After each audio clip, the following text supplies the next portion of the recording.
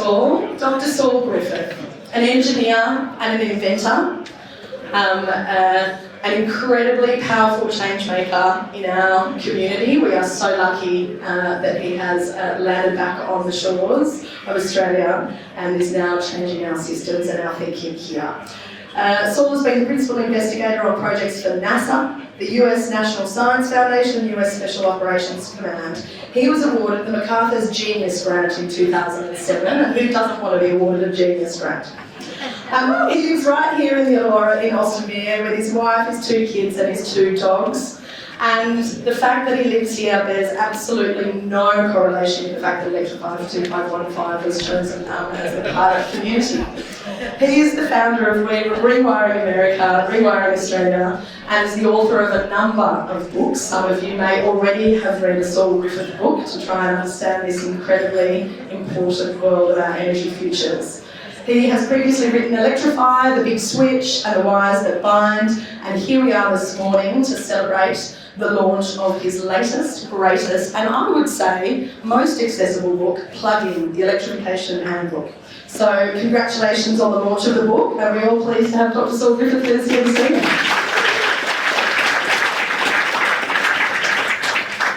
It is a delight to be doing this with you, to be, now I'm going to pass the microphone backwards and forwards. This is the one that works the best. So it's a delight to be here. I have a business in the local community. I've known Saul for a number of years. I used to work at the part of the team that set up TEDx Sydney, and he was one of the most fantastic TEDx speakers many, many years ago. I'm a huge fan of his dad and his family, and over the last federal election campaign, when I was mad enough to run as a community independent candidate backed by Climate 200 in the most marginal seat in the country in Gilmore, Saul came on the road with me and we did a number of politics in the pub events to really see if we could capture people's imagination about the possibilities of electrification for people, for our communities, for our planet, and also for the extraordinary savings that it is going to make us in the short, medium and long term. So, we are going to cover a bit of territory here this morning with this chat. We've got 45 minutes of a conversation. If any of you have ever heard Saul speak before, keeping him to snappy answers where there is a wealth of knowledge to share is a challenge, but I'm bossy and I will interrupt when things go on, and I will steer you towards the conclusion, I promise. So the first question that I wanted to ask you this morning is, this is the 4th book, right? So why this book and why now? What is it that this book is trying to do in the year 2025? Why did you need to sit down and pen another tome for us? Before I start on, just a correction. It's not called the Genius Award. It's the MacArthur Fellowship. It has the unfortunate nickname, the Genius Award.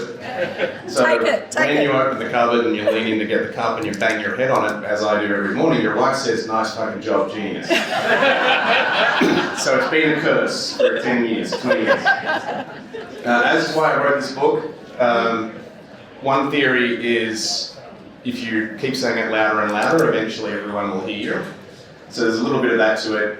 But really, I wrote a book, Electrify, in 2019-2020. That was to really influence international climate policy at the highest level. Basically, it was written for an audience of Joe Biden or whoever was going to be in the White House and their advisors. Then I wrote The Big Switch here. That was less for, the boss, but sort of the thought leader, I think, set of people, influencers.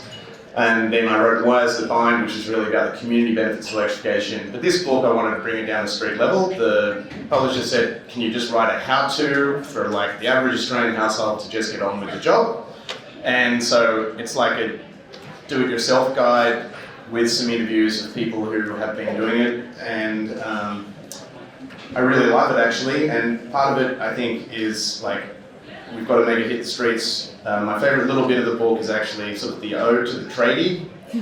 I believe if we're going to do this energy transition, we're naming the wrong heroes for climate. It's really going to be the men and women who show up in a white truck and help you navigate getting your water heater done. And so I think we will know we are succeeding in Australia at climate action when the tradie shows up It doesn't say, yeah, nah, just have a gas one, mate. But they'll say, yes, go all in, this electrification is good for you. So, you know, this book is really written for street level climate action and electrification. Brilliant. Now tell us, I'm just going to do a little structural introduction to you for the book. So part one, the big picture, tells the kind of the context and the story, right, where we are right now. Part two, the 5 big things, which we all know because we've been well schooled in this community about the 5 appliances, the 5 things that are going to make the biggest difference. So it literally is a look at all of those. Then we go into what's the part 3. Here we go, let me talk to it. Next page. Part 3 is around the insanity of the complexity of electricity, around how on earth would you understand the world that we have built when it comes to our electric systems, and part 4, frequently asked questions. So I'm going to start at part 1. Just tell me, what are the things that you really wanted to get across to people when you were talking about the big picture? Part 1, there's a fabulous friend of mine, a guy called Chris Kerr. I actually interviewed 2 people in the book and another guy called Fred Hopley, similar story in the back of the book. Chris lives on the south coast. He's got 3 daughters. He's electrified his entire house. He put in the solar. And it's a nice yarn about how first he put on the solar because he wanted to save money and he was doing it for return on investment. Then he got a little overzealous at setting the settings on the hot water heater and the wife had a cold shower, and then he realised, oh, I should dial it back up a little bit, put more solar and give the wife hot showers. And he talks about that as not a return on investment, but a return on comfort. And then he tells a lovely story about the teenage daughters who were naturally quite concerned about climate, and that he really ended up working on return on environment, return on climate, and return on investment at the same time. And I really think that's a wonderful introduction to the book. So doing the right thing now is not in conflict with your pocketbook, and is definitely not in conflict with your comfort either. So it's really, this book is meant to say, like, Australia is one of the lucky countries that really gets to go first globally in this energy transition. We've done a few things right, cheap rooftop solar, and that now it works for everyone, and it's a good story. So that's the big picture. Part 2 is about our 5 most significant choices when it comes to electrification. And you really get pretty nitty-gritty about how and why you would choose each one of those. So do you want to just give us a quick snapshot of the 5 most important things in part 2? I think also in the big picture, like I'm really in this for the climate. I happen to love the whales and the critters, and I think, you know, we're in trouble as a species if we don't satisfy our climate goals. So I have been starting to say, you know, I want you to get really anxious about climate action. I want you to be sort of urgent about it, and then I want you to hurry up and I want you to make 5 good decisions in the next 20 years. Because, you know, you hear the targets. We need to be zero emission by somewhere between 2040 and 2050. And I was aware that in previous talks, I would say, here's the 5 things you need to do: your water heater, your space heater, your cooktops, your vehicles, and then solar and battery. And I would say those 5 things, and I think a lot of people felt guilty if they hadn't already done it or they weren't doing it tomorrow. And I really wanted to say, that's not really the plan. If you bought a nice Honda Civic 2 years ago, it's a bit silly to throw it out yet. So it's about the next time your water heater fails, the next time you're buying a car, the next time you're making these decisions. If we all do that as a nation, we can actually hit our climate targets, which I think is a pretty positive message. In the book, I go into way more detail than that, and I talk to people. So I talked to a wonderful guy called Bryn. He has actually installed solar on 135,000 homes since 2006 or something. So he was one of the very early solar adopters. What I found great about his story, actually, I interviewed one of Australia's experts on water heaters. Like, it's amazing, this guy, Carl Jensen, he talks, as though these things are Greek sculptures of incredible beauty. I don't know anyone, I actually use the line in the book, I don't know anyone who has an emotional relationship with their water heater, except that's not true. I do know one person, it's Carl Jensen. Anyway, but with Carl and Bryn and the other people who I interviewed on the different pieces, they've got a lot of very practical advice. the most practical is don't listen to the first person. Get at least 3 quotes, 3 pieces of advice, and that'll generally put you in the right direction. But what was interesting, these are early adopting electrifiers, and not a single one of them had electrified all the things. And I think that is also an important piece of the story that I was trying to convey. Like, none of us are perfect. It's going to take a while. Like, I still have an inline gas water heater on the side of our house up in Ostie.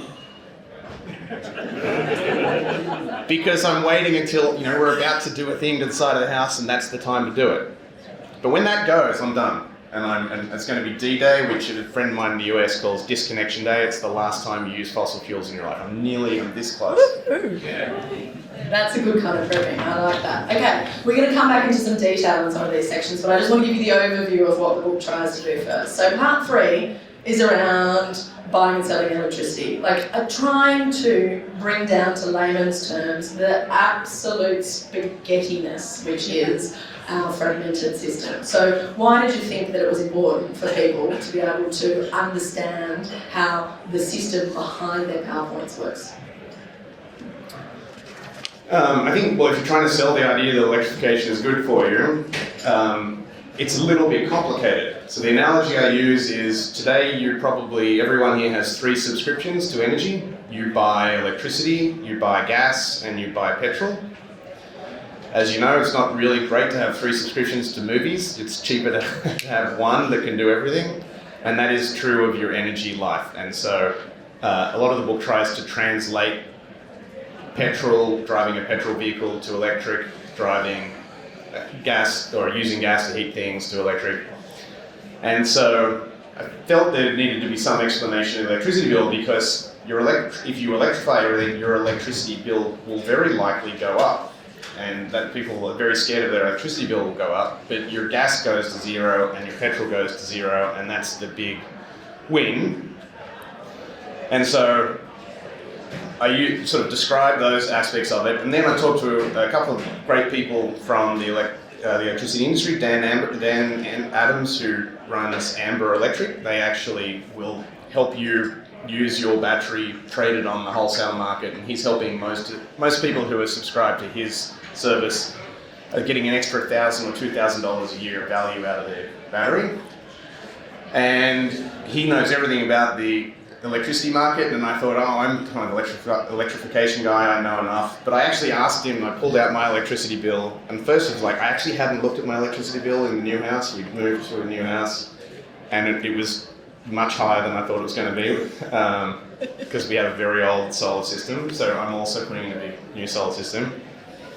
So, and then he helped me run through it, and I was definitely not getting the best deal, so I was paying flat rate, which if you live at home and you can charge during the day, you should try and get time-based bills.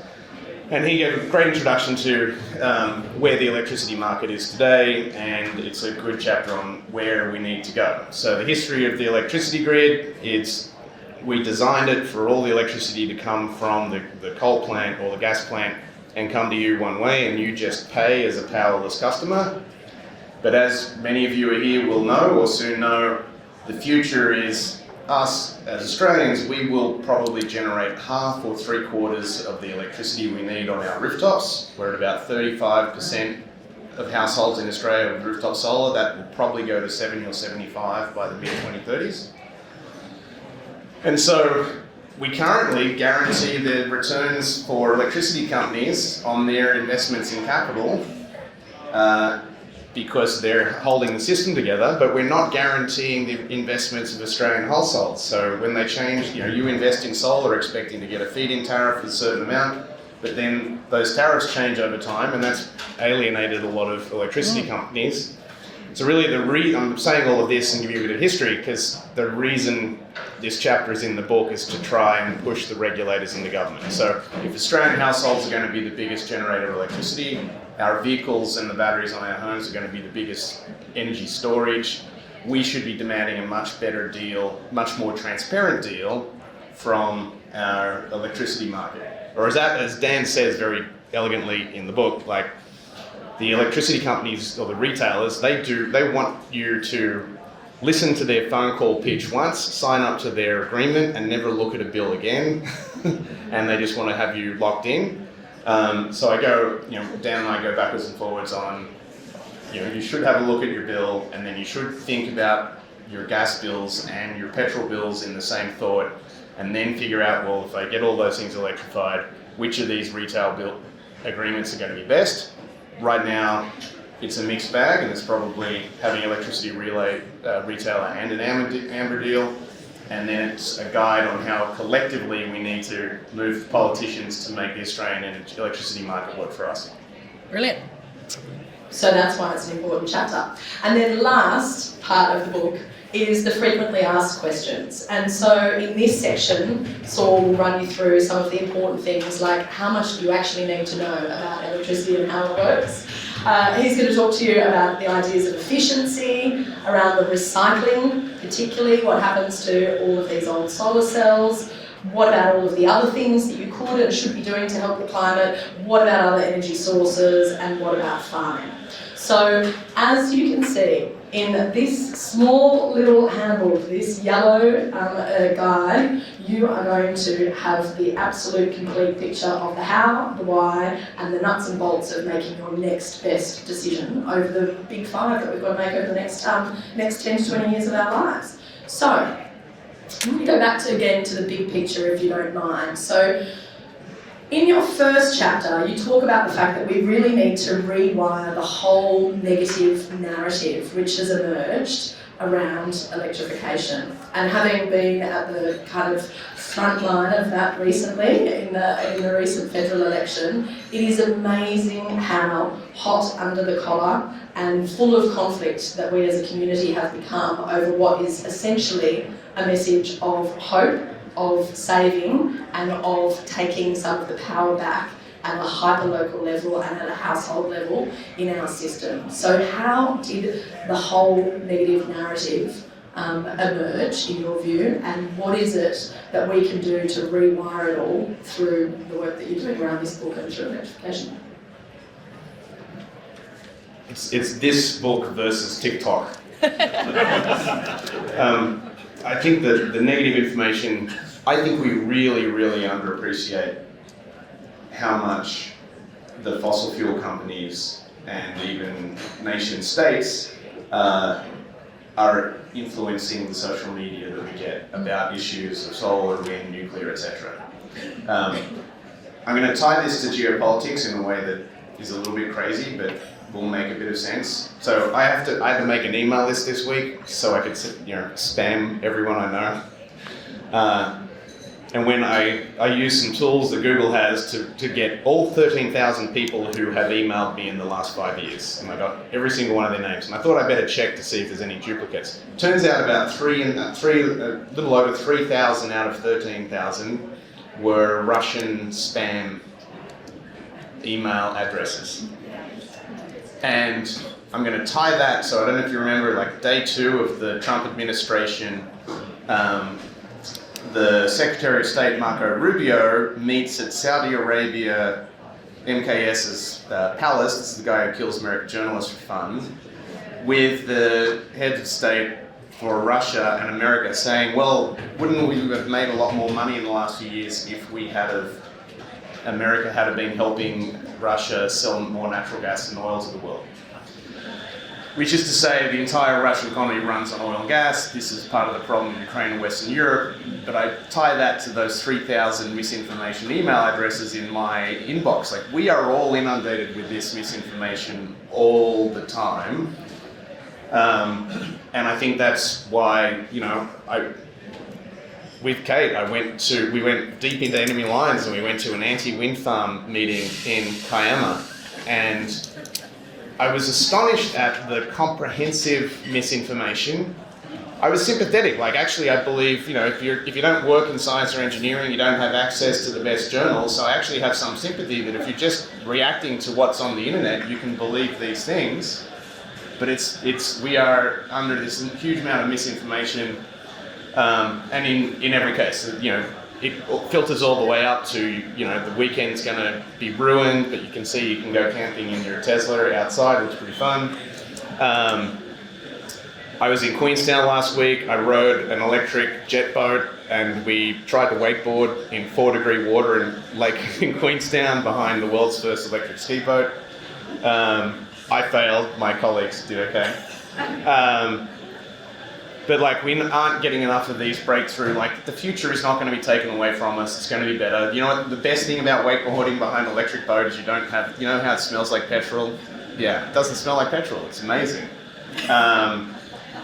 So, you know, I think all the culture wars are true. I also think they play to the very lazy, you know, humans don't love change. None of us love really fast change, so I get that.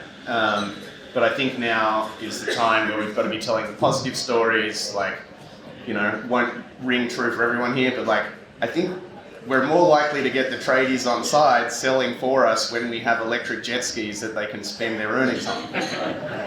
And I think it's with more lightheartedness and less earnestness that we're going to win the fight on climate.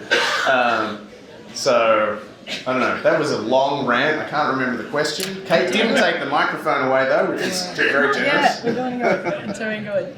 I think the overarching message, and as a tradie wife, I love the idea that tradie's going to kind of save us all, I really have to say, but the overarching message that is so implicit in all of the work that you do is that the future is full of possibility and hope, and that the progress and power is in our hands to be able to get this job done. And so within this book and within all of the work and with everything that's happening with Electrify and Rewiring Australia, we really do have the opportunity as a community to rewire the negative narrative, and that is happening right around us, and we are at this incredible tipping point. And once people's bills start going down, and once the jet skis and the camping trips and everything like that is underway and the tradies are on board, then it will be impossible to deny. The misinformation will have to find a new tactic, I reckon.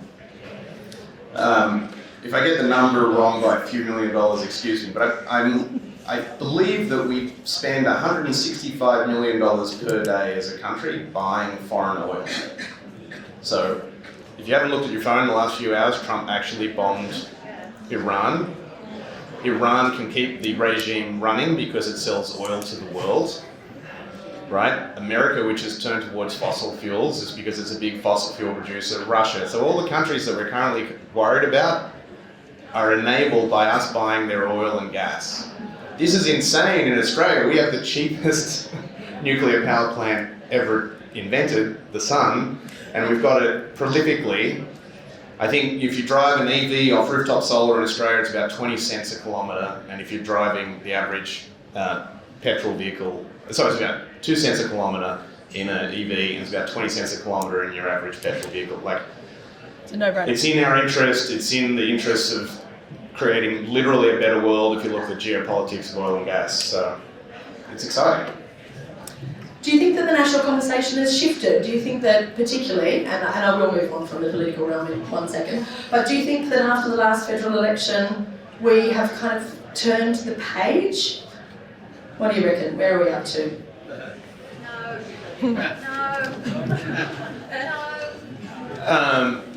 It's a mixed bag. I think the million battery plan that Labor did leading into this election certainly helped Labor. I think that was good policy. That is popular. It will help real Australians lower their energy bills, and I think that I'm not sure that it won the election for them. I think the other team lost the election, but it certainly looked like it helped to me, and so I think that is evidence that the politics is shifting. There were elements of how they're going to roll that out that are going to help low income and renters, which I think is good policy with good regulatory things to go with it. It's a bit of a gut punch that they announce the natural gas project on the North Shelf afterwards, but I'm not going to excuse any government that does that, and I know that there's someone in the audience who I've had a little bit of a fisticuffs over this issue with, but I think it would be diabolical if you were any party in Australia that took away a huge chunk of our export dollars without something to replace it.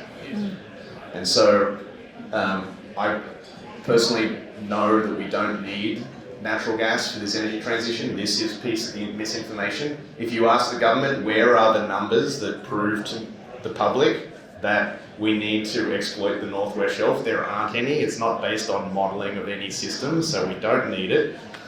But I can understand that until they have a great story of what's going to replace that $50 billion a year in export revenue, it's pretty politically disastrous to turn off the tap, because that is part of the Australian lifestyle.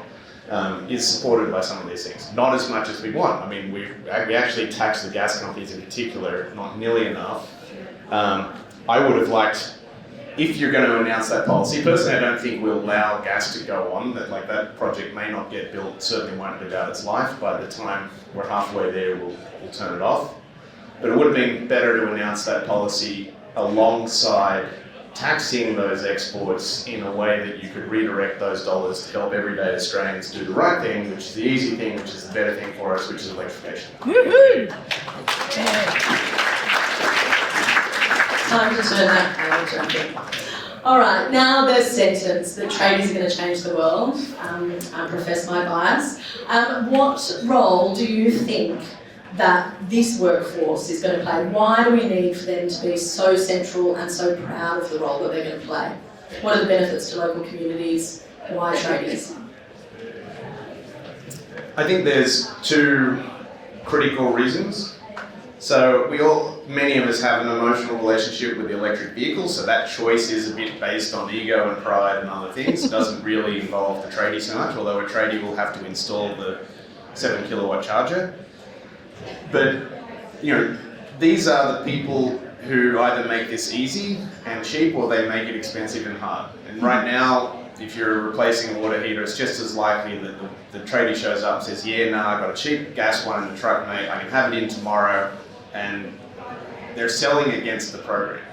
So I think we're not, for the heating system in your house, for the water heater, even for the kitchen cooktop, the tradie is implicit in the sales process, and so I think we want them selling on our team, so I think we need to get them there. So that's one reason. And I think the other reason, and it's something we're learning in the Electrify 2515 project, is we're all busy, we all have too many apps on this thing already. We don't really want to have an app for the stove and the water heater and the heater and the car charger as well. And really, I think at the end of the day, it's going to come down to the tradie who installs the things and plugs them into in your switchboard, and they're going to help you program the house. And I think for most people, it's going to end up being set and forget. I know that I'm going to get cheaper electricity at noon because it's Australia and it's sunny. And they'll set the settings on the water heater so it heats at noon. They'll set the vehicle chargers so they charge at noon, and they'll do those things. And if we support the tradies, and I think there's ample opportunities, and to Labor's credit, they've pushed a lot of money into training programs for this workforce.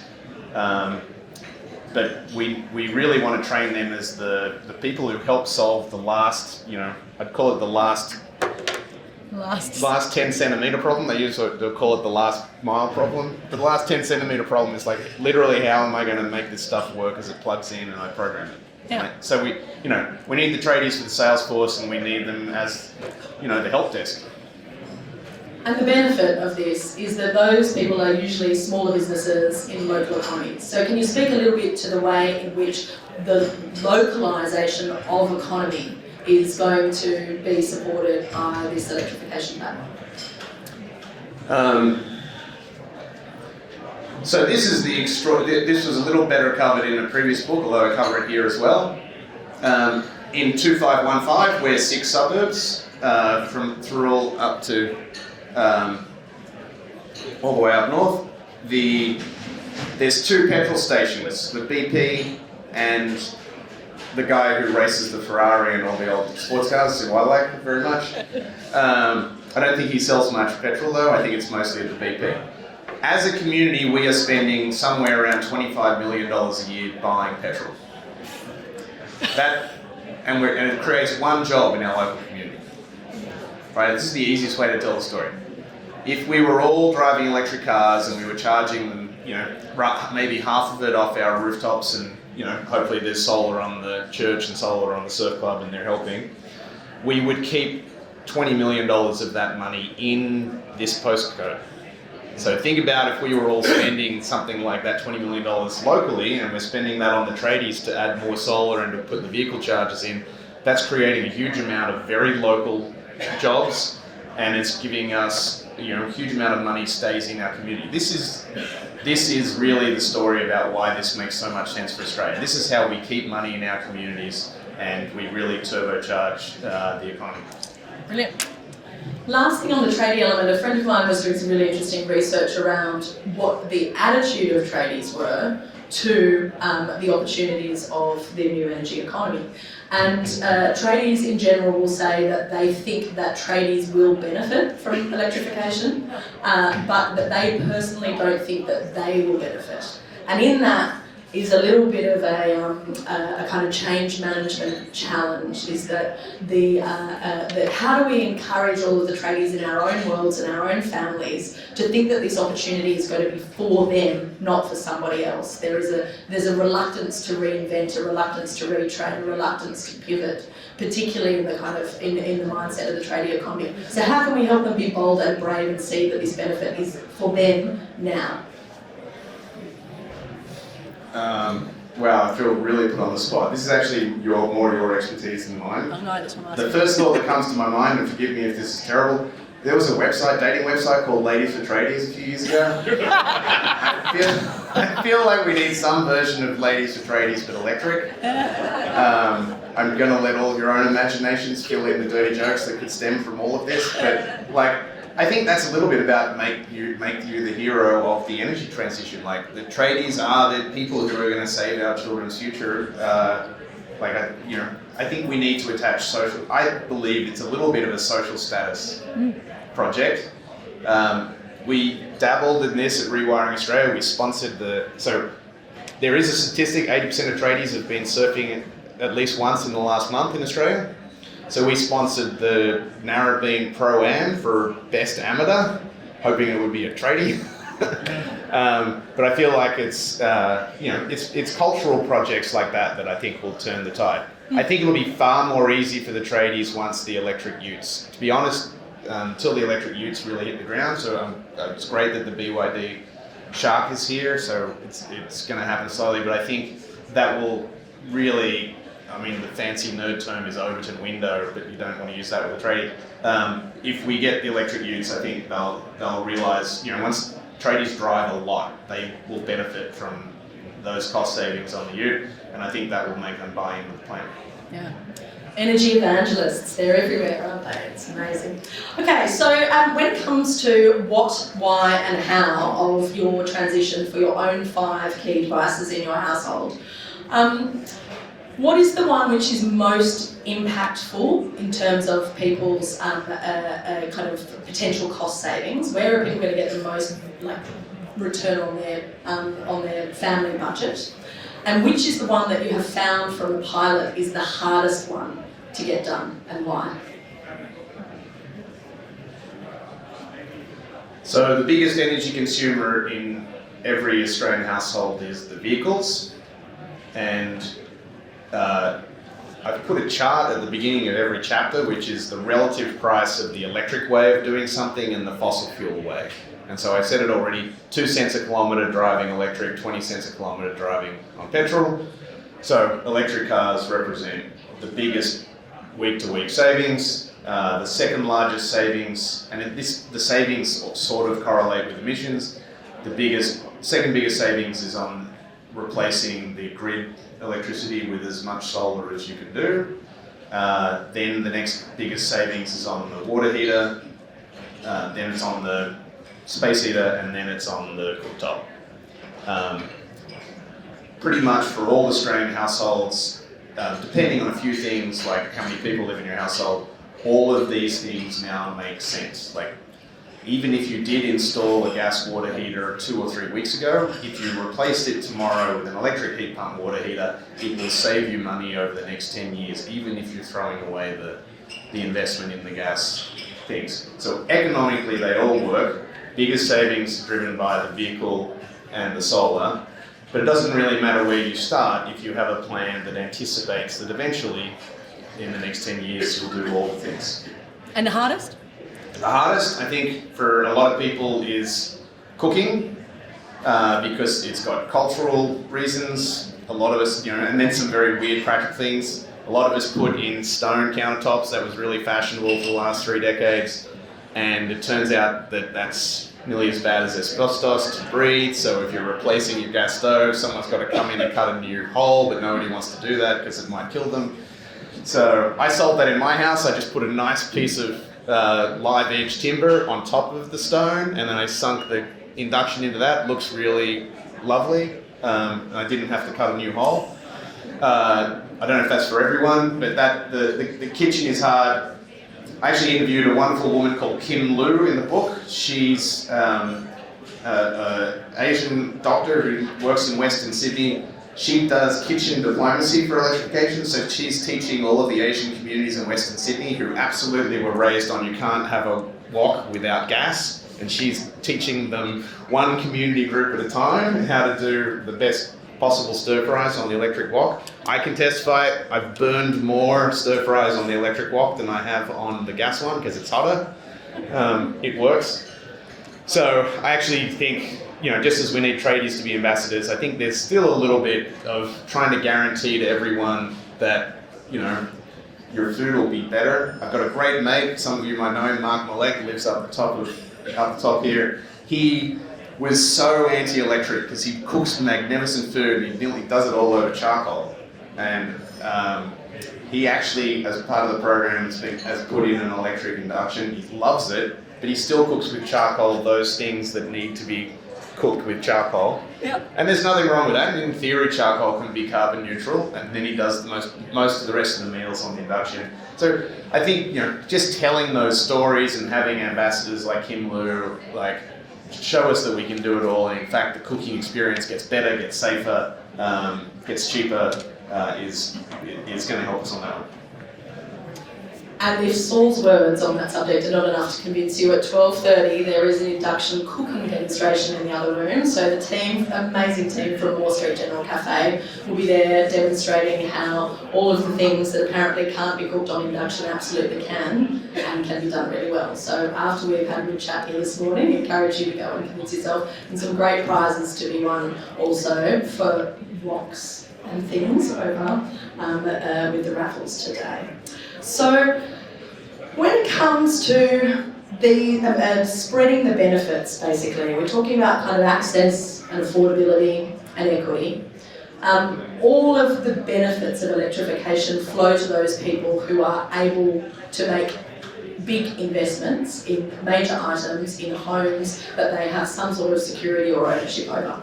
So how do we do electrification for those who are renting or living in strata? How do we share the benefits of electrification so that it doesn't concentrate with those who already got a bit of privilege?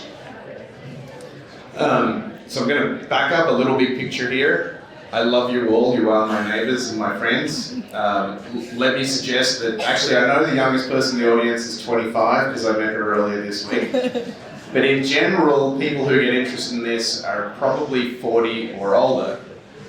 And I was really worried, why aren't all the kids showing up? Why aren't the kids anxious about climate? But one of the nerdy things I do is count every single fossil fuel machine in the economy. And if you think about it, you don't buy a new car until you're in your 30s or 40s. You don't buy a house until, and it's getting harder in Australia unfortunately, but until you're in your 30s or 40s. And you don't buy the things that go in the house until you own the house. And then, so that's half of the emissions, which are the things we do in our daily lives. And all the rest of the emissions from Australia are done by corporate, they're machines like the blast furnace at Port Kembla that is controlled by a board and corporates, which is probably 60-year-old white men, if you just looked at the statistics. So the climate action that we need for electrification, and this is disappointing because I want this movement to be radical. I want, whatever the electric Molotov cocktail is, I want to throw it. But really, this is a little bit of a middle class and people who own property and work on boards project to decarbonise, because they literally are the people with the financial power to make the decisions about all of the machines in the economy. So then this fairness question comes up, and like I've absorbed all of that, and that makes it hard and it's difficult. Although, Francis, who works with us very well, he says, but Australians love a good rort, especially the middle class. So like as long as we make this feel a bit rorty, it'll all be good. But that doesn't really address the fairness issue.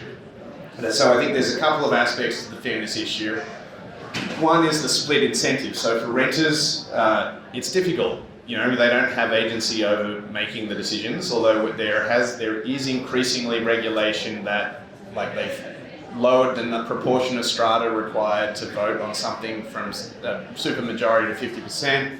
There is some legislation that you, as a renter, you can now compel your landlord to put solar on their roof, and they can't stop it unless there's some structural or real genuine reason. So we are slowly building regulations, and I'm saying that because I think really for the renters and for the strata, these problems and sharing the bounty, if you like, is going to rely on two pieces of good regulation. One is the incentive that helps the asset owner, the landlords of Australia, so they can get the tax deduction. I think the way you split the incentive, give the tax deduction or the tax break to the capital owner and give the operational savings week to week to the renter. And that can really only happen if we have good regulation and legislation sort of working hand in hand. So that's, I think, how you do it. And then we just have to continue to work on making all of it easier and cheaper again. Mm. When it comes to electrification of our vehicles, when a third of our cars kind of sleep on the street at night, it gets a little bit tricky, doesn't it? So if you are relying on charging your electric vehicle in your driveway or garage at home, for those people who don't have the benefit of their own kind of garage at home, how are we going to do electrification and make it so that the benefits of electric vehicles spread to those people without their own double garage? One of our cars sleeps on the street every night. We have 2 electric cars and we just switch them. We've been able to do that at our house. But this is a real issue. But remember that there's 1 pole every 2 homes on average, 1 utility pole. And you're starting to see the chargers go on the utility pole. And so I think we need prolific amounts of charging. Mm. So Australia gets the best deal, not if we all go to work and then come home at about 6 o'clock and then we plug in our cars. That'll crash the grid and you'll be paying the most for the electricity. We need as many, where are the cars during the day should be a thought experiment, and that's where we want lots and lots and lots of the low and slow chargers. So every workplace, there's a program now putting solar above the car parks at Woolies down in Corrimal. There's vehicle chargers under that, so charging it in the workplace, charging it at the supermarkets. But then I think we also need to put the chargers on the poles on the street. Not every pole necessarily, but enough of them that we can really do it. And then it's about getting the rules of the electricity market right. Part of the reason these charges aren't going up is uncertainty about, is that the job of the retailer or the distributor, and how do you pass fair prices for electricity on? And so we sort of need to clean up a little bit of that mess. I'm very much an advocate for what they call a local user tariff. So if it's illegal today, if you're generating solar from your rooftop, to sell it to your neighbour. Even though you're making it for 5 cents, you have to pretend you're selling it to AGL in Melbourne, and then it goes all the way there and then all the way back to your neighbour at 32 cents. But if we get the settings on the grid right, you might have more than you need at 5 cents a kilowatt hour in the middle of the day, but you could volunteer it to the local distribution company so that they can put it in someone's car up the street for 10 cents. The person with the car wins, you win, you get more for your electricity, and we don't have this absurd backwards and forwards with the big energy monopolies.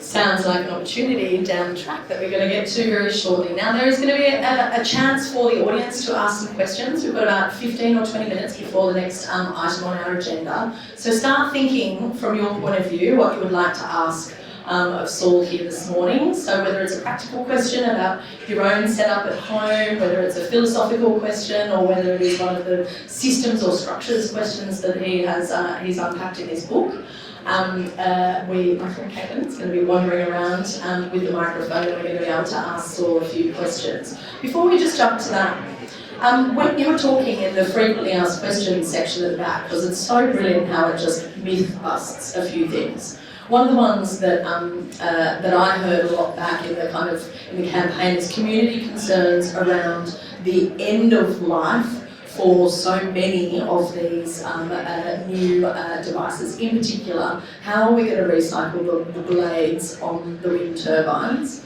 and how are we going to recycle the solar panels, and how are we going to recycle the batteries? So you've plugged through a few of those in the book. So could you give us a bit of an overlay of what the recycling obligations and burdens are of all of these new electric inventions? I think this question is amazing, and I think it's entirely appropriate to ask: are we replacing the world we have with something worse? Which I think it comes from a good place. The question. I think first we should state, well, what are we doing today? If let's assume everyone in this room is an average Australian. Of course, we're all weirdos, but we're some kind of average.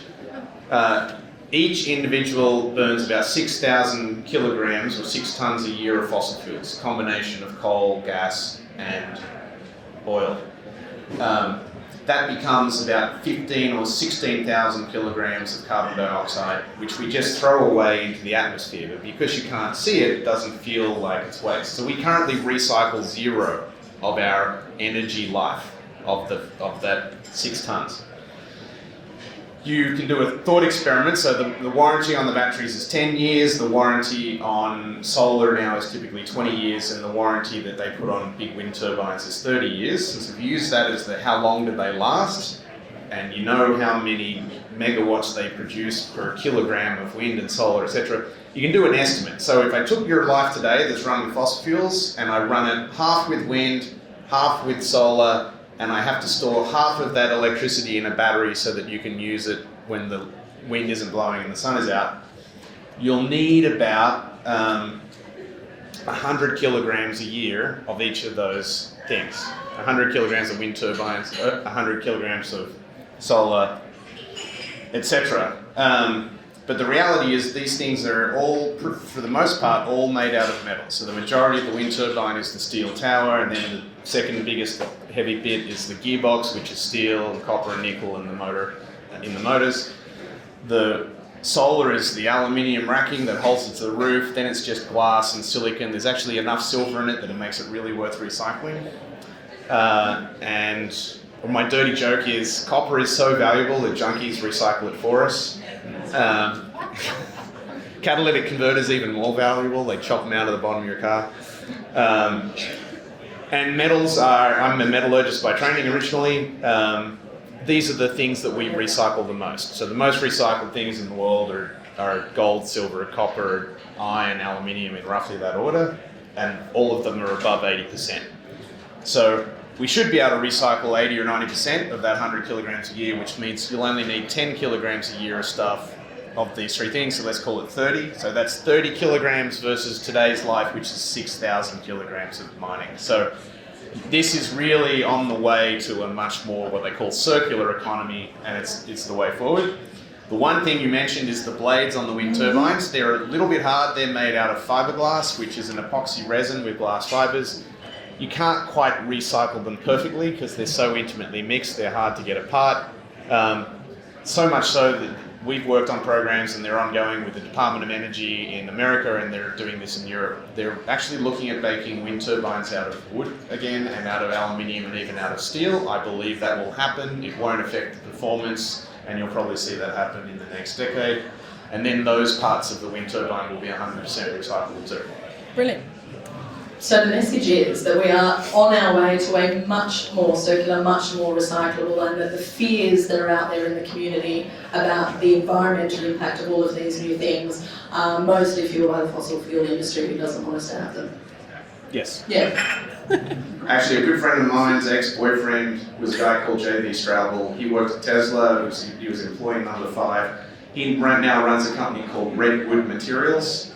They are recycling all the lithium batteries from Teslas, and they're getting about 90% of it back out.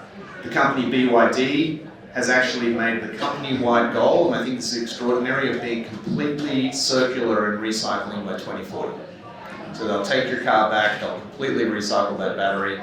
And in fact, when they're making batteries on the production line, they test them all, and some of them don't pass the test, and they've already recycling 100% of the ones that aren't passing the test. So we really do know how to do this. Are we doing it everywhere in the world responsibly in that scale? Not yet. So, there's more to fight for, but this is the pathway forward.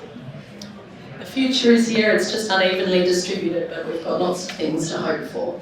Now, in terms of the questions, there was somebody just in this second row. I'm just going to switch over microphones, if you don't mind helping Matt with our exchange. And this lady in the second row. Thank you. Thank you for taking my question. That's part of it when they put the information out about recycling all these products. But I want to know that on all these photos, the drawings, there are no solar hot water systems. I have a solar when I was an early adopter, and I use my excess power in the middle of the day, if it's not a sunny day or not too sunny, to charge the water system. I might only give it an hour or two, but it's more than enough. Why don't you actually also suggest solar hot water systems as well as the power pumps? So the recommendation at the moment is heat pumps, but why not solar hot water is the question. We probably all remember the solar hut ads from the 1980s and 1990s. This was the technology where you'd have plates that collected the heat from the sun on your roof and store it in a tank that was on your roof or maybe on the side of your house. They were a good idea then, they are still a good idea now. They're a much, much smaller piece of the market, and the reason I don't recommend them and we don't feature them, one is they're harder and harder to get, and it's because economically they're not as cheap and not as efficient as just putting the solar panels and then heating the water. The advantage of having the solar panels heat the water is when you're not heating the water, you can use that roof space to charge the car and do all of the other pieces. But if you're doing the water, you can't. I'm not against them by any means. There are certainly the occasional use case where you should use these, but we don't feature it in some respects just to make the story easier and cleaner. Yeah, but they're pretty great. Excellent. We've got one question here in the front row, and then I'm going to go to two just in the back section there. Hello. Hi, Stephen Liu from Australian Electric Vehicle Association. Welcome. Thanks very much. That was very inspirational. Thank you, Kate, for the good questions. EVs, in my opinion, in our opinion, is sugar even. I know that also that we have a lot of Australians who move to strata apartments or units and all that. And it's very concerning that I actually go around just deliberately trying to be a customer and seeing the number of apartments that are being built without EV readiness, or perhaps they place a deposit of $10,000 to get an EV charger. That's one thing. The other thing is they all have gas cooktops. These are things that, like you said, we don't need to replace the things that we have, but these are new apartments, high-rises, 15, 16 plus levels, you have to retrofit the gas cooktops. The last piece in my house in March, we electrified the last piece, which is the hardest, is the gas cooktop. The only way to fit that space was to buy something that fit that space, which is $8,000 induction cooktop. That's hardcore. Most people would not do that. And we ended up cutting it anyway. So that's my concern. The other concern is, I see that you talked about recycling, and batteries are one of those.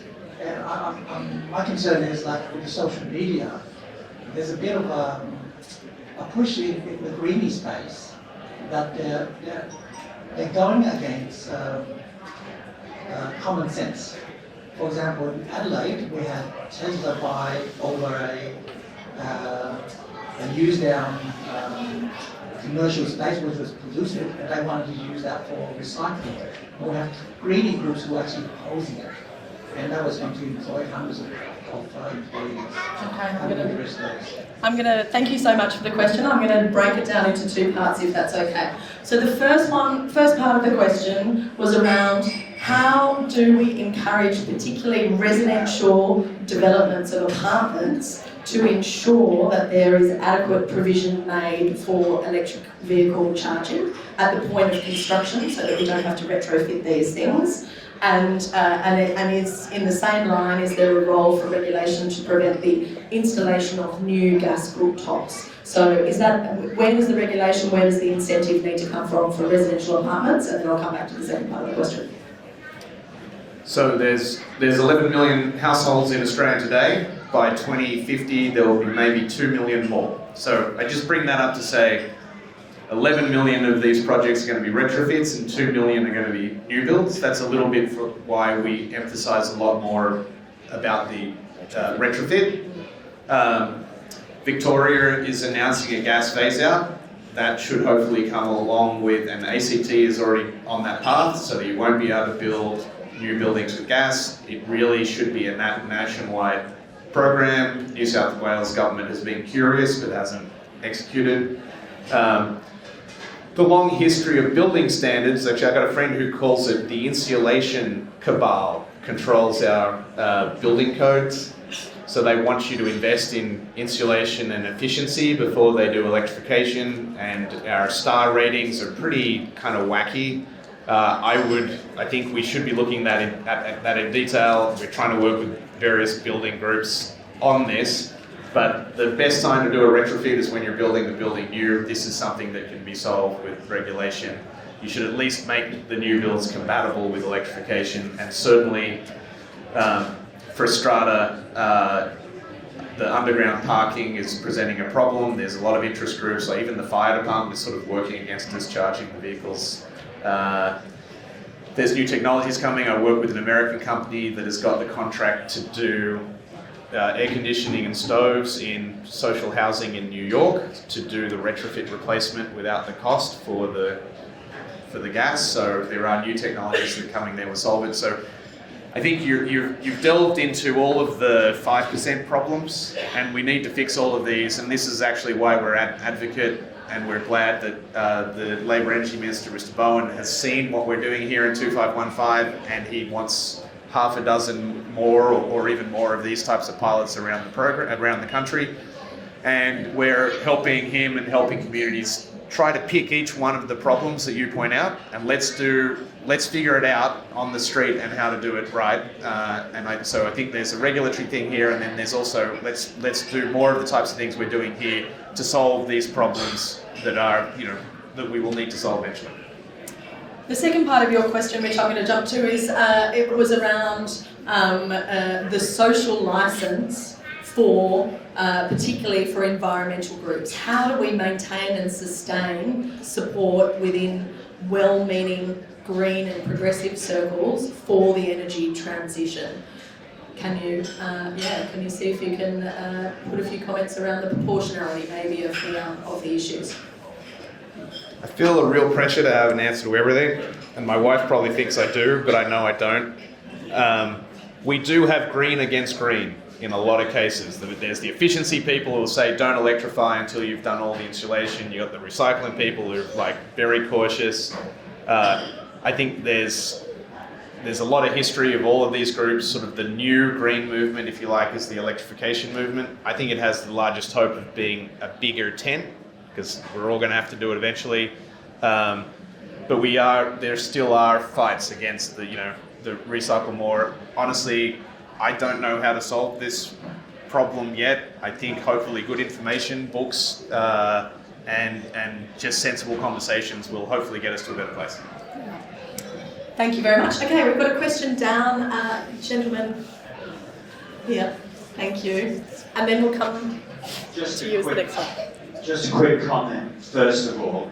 I just wish we'd heard you speak about your wooden top, your bench, before we went through the hell of stone cutting and measuring a metal surround. Because one of the real problems that we had a large gas cooktop, and we couldn't fit in an induction cooktop. It was too wide, so we had to cut the stone, and too narrow, so we had to get in a metal surround. The obvious solution, and I hope this has got through to Wright or whoever's organising this now, is first of all to get kitchen installers involved, and not just solar. When you're dealing with induction stoves, you need kitchen installers. And then to adopt your recommendation, your solution is obvious, but it wasn't obvious to us. And so if anyone's going through the problems with artificial stone, please consider this solution. Get a good kitchen installer. Make sure that your solar company has a good kitchen. That's just a comment. My question really is about something else. I don't know whether. My question is about those of us who suffer from trees. I love trees, and I grow trees. But before I came to the house, we had huge gum trees out the front. It's really not economical. I'm thinking about doing it for environmental reasons, but we're really not going to get much electricity. But I'm excited recently about the idea of maybe getting a battery without solar panels and downloading from the grid cheap electricity during, there's one company that's offering, OVO I think, is offering free electricity between 11 and 2 p.m. The problem I have is that there's no guarantee that that's going to continue. If everyone gets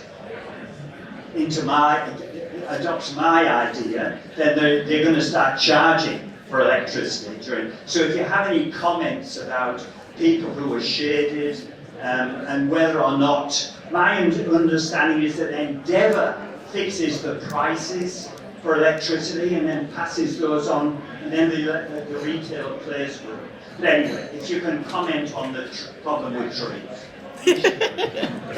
My wife actually got a master gardener degree from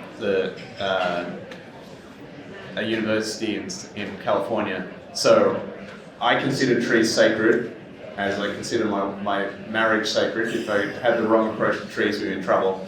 I think your answer is a good answer. There is new technology that the problem with trees is if they shade one of your modules, it lowers the output of all of them. But there is technology that's coming next generation that will make the shaded ones do better. But then I think your solution of using a battery to then download other people's solar, or using your analogy, I think that's a great solution.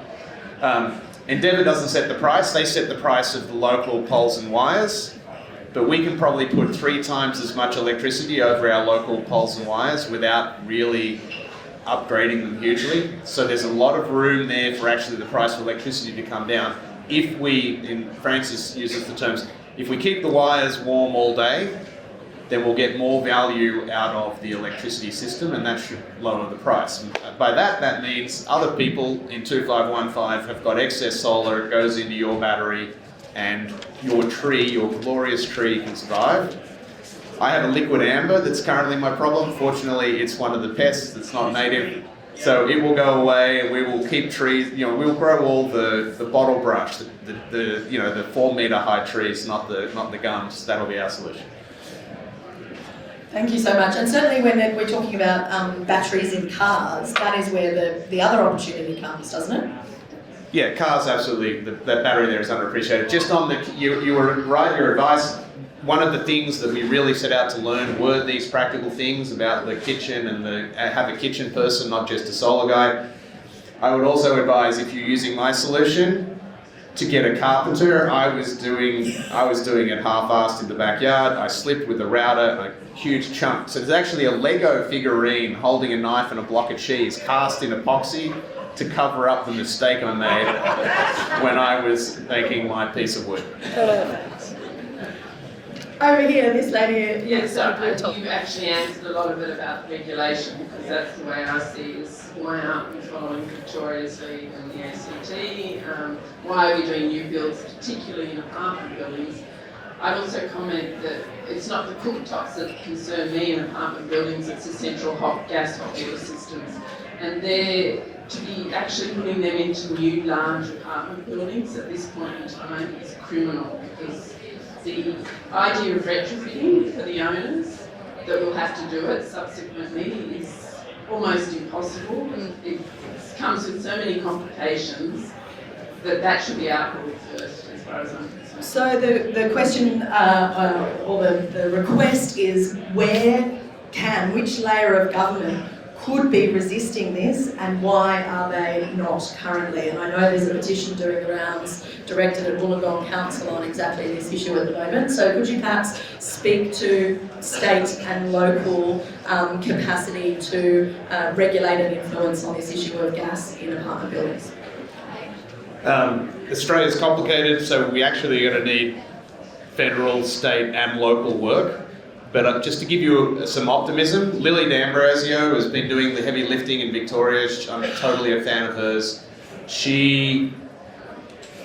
One of the problems with gas is when you go off gas, the Australian Energy Regulator currently requires you to pay the gas company to disconnect you. $1,500. It's, yeah, $1,500. I will say, and it's in the book, I have a friend and also me, if you just don't pay it, they don't come after it. So we can, there is an opportunity here for non-violent protest. So I encourage that. But Lily did something very clever in the Victorian plan where she said anyone who's putting gas on, you oblige the customer to pay the fee for coming off gas in the future at that point, and that makes the gas uneconomic to install. So you could imagine similar things. Sure, go ahead, build your apartment complex with gas, but you have to pay us for the price of removing that gas in the future because we know it's going to happen, and then that would change the economics. I think there's a lot of room for creativity. That was sort of a hack, if you like, on politics. I would prefer clean, federally imposed rules. Like, it's no point doing this anymore. Speak to Alison, she's a couple of rows behind you. She can fight for that in Parliament for us. Excellent. We've got one last question, and then I'm going to ask Saul to wrap up with a bit of a vision statement to the future. So you, sir, in the third row. Hello. Yes. My older brother was a panel operator at the Iran power station, right, coal-fired power station. And Peter always says, you've got to have base load. You've got to have base load. Now, A bit closer to your mouth. If you can, you bit closer. Yeah. I was telling my brother Peter, I said the Blue Scope steelworks burns a lot of coal down there. It is like 3 million tonnes of coal per year. And he was shocked by that. He said, that's the equivalent to a coal-fired power station. Now, you might be aware of this, but Blue Scope are also in the States. Now, they use the electric arc method there, so they're not burning coal. And the power is sourced from nuclear. So there's no carbon emissions, and also too, it's much better for air quality, because as we know, we're burning coal. You know, you've got the PM25 particulate matter, you've got the carbon monoxide, very bad for our air quality. Now, in the States, they use nuclear extensively. And they're doing these data centres now, which use an enormous amount of power. These cryptocurrency banks. And I understand a lot of these tech billionaires are doing their own nuclear plants, so SMRs. And so the question for the Australian context? The question is, in Australia, we have natural resources for nuclear. We also, we're not living on a fault line. We don't need transmission infrastructure crisscrossing the country. We've got plenty of areas to store our own nuclear waste, and it's clean. So my question is, do you see any future for no emissions nuclear in this country like they do extensively all overseas in Western development? Thank you so much for your question. I'll get Saul to answer it. And in the frequently asked questions, what about other energy sources? Covered in 2 paragraphs. How did you manage to get such a big question down to 2 paragraphs? I actually think this question really deserves a lot of attention. I'll just address the first thing you said is we really need baseload. Baseload comes from was invented as a term because it's very hard to turn coal off and on again. So it's not really a necessary thing for the electrical system, it's a necessary thing for the coal system. Because it takes maybe 12 hours in the shortest, but typically 24 hours to wind down and 24 hours to wind up. So base load is because of coal, not the other way around. This has led to prevailing thinking that you can't run a grid without inertia. So there's this thing called spinning inertia. These giant coal plants and gas plants, even the nuclear plants, they all do the same thing. They spin a huge generator. I've seen many of them. They're about the size of this room. And those things set the 50 hertz wave that comes to our electricity on the street. And those companies would like to sell you the idea that unless they're setting the sine wave, you can't trust that you'll get good electricity quality locally. The reality is all of our inverters now can make the same sine waves, and so we don't need that spinning inertia. So I'm just going to say straight up, there's a lot of misinformation that wants you to believe we have to have coal and gas, which is untrue, and increasingly with all the car batteries and all the inverters on the batteries and the solar, we will be able to give the system strength and the inertia from the bottom side of the grid going up. As to the question of nuclear, Australia has the easiest path in the world. We only need to use about 0.1% of our land with solar and wind to provide all of our energy and a lifestyle better than the one we have today. In America, it's about 1.5% of their land. To give you an idea of how much 1.5% of your land is, about 1% of America is covered with asphalt for roads. So they'd need an area equivalent to and if you think about how intrusive, it's a lot of space, China would need close to 10% of their land area covered with wind and solar if they were trying to have an American lifestyle and a Chinese population. I say that to say it's very difficult to imagine getting to zero emissions in Northern Europe or in North America or China without some nuclear power, just because of the constraint of land use. In Australia, we can do it easily without. Now, you mentioned steelmaking. My first job was in the rolling mill at Newcastle, rolling steel, and I've chipped the slag off a blast furnace plenty of times in my life. I know how it works, so I speak from experience here. Here's what's hard about green steel. When you put coal and natural gas into the process to make steel today, it's 0.5 cent a kilowatt hour for coal, and it's about 1 and 1.5 cents a kilowatt hour for natural gas.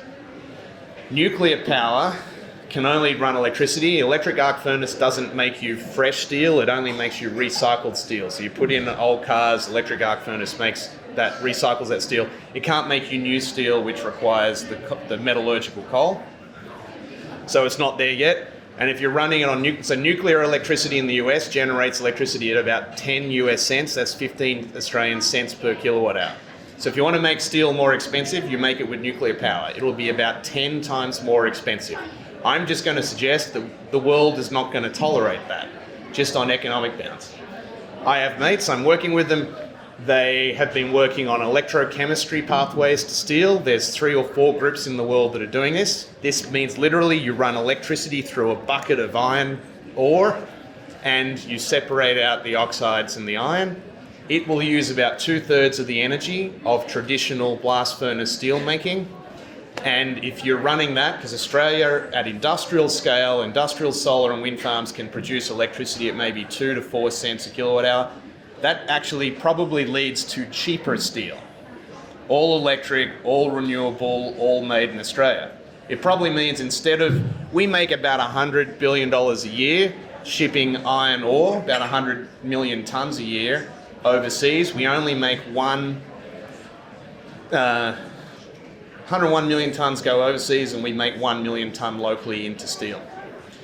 What we should be doing is using our prolific wind and solar. We'll make that 100 million tonnes into 100 million tonnes of iron or steel, and that would be a $1 trillion export for Australia. When they talk about the Australia green superpower, this is it. This is our giant opportunity. Australia has to get there first, and if we don't, our economy will suffer. But I have extremely high optimism that we will be the iron maker for Asia. Awesome. Right? So, and it will be without nuclear, and it will be domestic solar. I'm not against nuclear. The rest of the world needs it. I hope to sell them uranium. Do I think we need to do any nuclear power in Australia? No, we don't. Thank you. That's how you got to one paragraph answer to that question in the book, just FYI. As we wrap up You this left the afternoon... snark till last. I know. Well, you left the very long answer till last too. It's a good question. It was a good question. It was an excellent question. And it's an important question, it is, certainly. Now, after this, at 12:30, there is going to be an induction cooking demonstration over into the main room. And anybody that's got kids here, super encourage you. The kids' mini solar cars are operational and out there to have fun with. So plenty of things to do. But you've got one last question from here. If you, Saul, are going to leave us on a high note, can you please give me a sense? If we get this right, what does 2035 in Australia start to look and feel like for people and for our budgets and for our planet? And this is your snappy response, Ron. My mate Fred lives north of Sydney. He put 15 kilowatt solar system on his house. He has 2 electric vehicles. He also has 3 daughters. I think the jet fighter pilots have more daughters. It sounds like electrifiers have more daughters. He produces he's a bit like me, but even more spreadsheety, if that makes any sense. He has 3 years of 15-minute data of all of the electricity use in his house, both his cars, all the solar, everything. He makes 141% of the energy that his whole house uses for everything, and this is a house with 3 teenage daughters, so it's not a low heat house. He estimates that he's saving $8,000 or $9,000 a year. So when we say the average household in Australia, we calculate this saves $4,000 a year all electric. They've only got 2.7 people in it. The more people you have in the house using more heat, more things, you save more money. So the 2030, 2035, what we could all be doing, we could all be living the life of Fred, real true name. And we really do have an abundance that's possible. It's not in conflict with recycling these things and lowering our impact on the earth, and it's not in conflict with the Australian economy booming. We should be able to do this, walk and chew gum. So there is the optimism. Now it's our job to make the politicians understand it and just be 130% more ambitious. Woohoo! So that's the win-win-win. The future is possible. It's here already. It's just unevenly distributed. And in the northern suburbs of the Illawarra, you are way ahead of the curve already. Lucky you. So there is an opportunity for everybody to get their hands on the handbook for how to do this. The most actionable, the most practical, the most down-to-earth, the most digestible book that Saul Griffith has ever written is being launched here today. And he is going to be outside with the team from Collins Books signing copies for you. So go and have a chat, get your book signed, and make some really good choices with your 5 major appliances over the next 10 years, and we will be well on our way. So thank you so much for your attention and for your fabulous questions.